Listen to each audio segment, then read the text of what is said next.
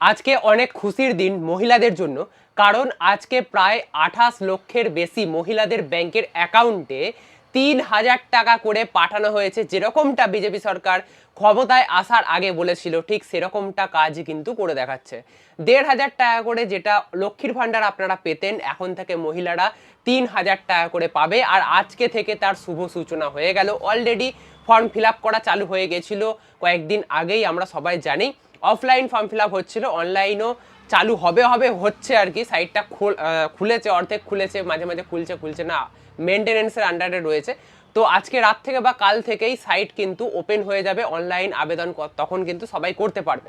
কিন্তু কথা হচ্ছে যারা অন্নপূর্ণা ভাণ্ডারে আবেদন করেছিল তাদের নাম লক্ষ্মীর ভাণ্ডার থেকে ট্রান্সফার হয়ে অন্নপূর্ণা ভাণ্ডারে চলে গেছে এবং 3,000 টাকা করে তাদের ব্যাংকের অ্যাকাউন্টে কিন্তু ঢুকিয়ে দেওয়া হয়েছে। আজ থেকেই কিন্তু ঢুকে গেছে। এরকম অনেক মানুষ আমাকে জানিয়েছেন যে তাদের ব্যাংক অ্যাকাউন্টে 3,000 টাকা করে ক্রেডিট হয়ে গেছে। ঠিক আছে, তো চিন্তার কিছু নেই।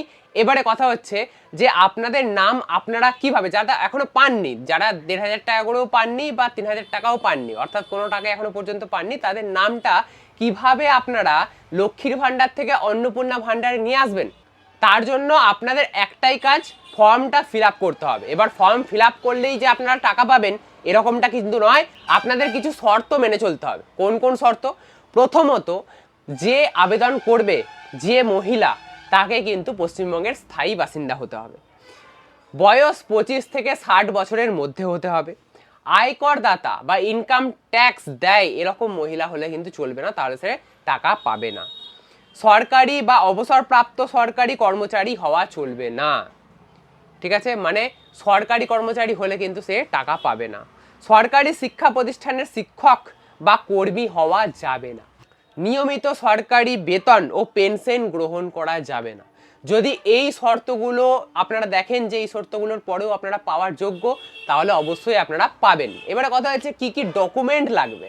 যে যে তথ্য আপনাদের দিতে হবে তার মধ্যে আধার নম্বর, ভোটারের যে এপিক নম্বর সেটা, প্যান কার্ডের তথ্য, পরিবারের প্রধানের নাম, পরিবারের সদস্য সংখ্যা, বার্ষিক পারিবারিক আয়, ডিজিটাল রেশন কার্ডের হাউসহোল্ড আইডি যদি থাকে, ব্যাংক অ্যাকাউন্টের তথ্য, আবেদনকারীর পেশা, পরিবারের প্রাপ্তবয়স্ক সদস্যদের শিক্ষাগত যোগ্যতা, আয়কর ও প্রফেশনাল ট্যাক্স সংক্রান্ত তথ্য, প্রয়োজনীয় নথিপত্র। ইতিমধ্যেই আমি আপনাদের ফর্ম ফিল আপ করার ভিডিও দিয়েছি, কিভাবে আপনারা অফলাইন ফর্ম ফিল আপ করবেন তার ভিডিও কিন্তু দিয়েছি। অনলাইন ফর্ম ফিল আপ এখনো পর্যন্ত চালু হয়নি। একবার ফর্ম ফিল আপ ওপেন হয়েছিল সাইটটা, তারপর থেকে আন্ডার মেনটেনেন্স দেখাচ্ছে। তো ভিতরে ভিতরে ওদের কাজ চলছে, খুব তাড়াতাড়ি এই সাইটটাও ওপেন হয়ে যাবে। তখন অনলাইনে কীভাবে আপনারা আবেদন করবেন তার ভিডিও আপনাদের সামনে আমি আনবো। এখনো পর্যন্ত যারা যারা আবেদন করেননি, আবেদন করবো কিনা ভাবছেন, তাদের সবাইকে আমি বলবো অবশ্যই আপনারা আবেদন করে ফেলুন। আপনাদের নাম কিন্তু প্রত্যেক সপ্তাহে সপ্তাহে জানানো হয়েছে অলরেডি, যে প্রত্যেক সপ্তাহে সপ্তাহে জানিয়ে দেওয়া হবে যে কতজন মহিলাকে লক্ষ্মীর ভাণ্ডার থেকে অন্নপূর্ণা ভাণ্ডারে আনা হলো, তার সংখ্যাটা জানিয়ে দেবে। তো সরকার থেকে এটা জানিয়ে দেবে। আর যতদিন পর্যন্ত আপনি অন্নপূর্ণা ভাণ্ডারে 3,000 টাকা পাচ্ছেন না, ততদিন আপনাকে 1,500 টাকায় আপনার ব্যাংক অ্যাকাউন্টে ট্রান্সফার করা হবে। যেরকমটা আপনারা লক্ষ্মীর ভাণ্ডার পাচ্ছিলেন সেটাই চালু থাকবে যতদিন না আপনারা পাচ্ছেন। তবে 3 মাস পর্যন্ত, এর বেশি 3 মাসের পরে যদি আপনারা ভাবেন যে আমি অন্নপূর্ণা ভাণ্ডারে করবো না, আমার লক্ষ্মীর ভাণ্ডারে চলছিল, আমার ওটাই চলবে, বছরের পর বছর চলবে, এরকম কিন্তু নয়। 3 মাস আপনারা টাইম পাচ্ছেন অন্নপূর্ণা ভাণ্ডারে আবেদন করার জন্য। এই 3 মাস যতদিন আপনারা অন্নপূর্ণা ভাণ্ডার পাবেন না, ততদিন আপনারা লক্ষ্মীর ভাণ্ডার পাবেন। বোঝা গেছে?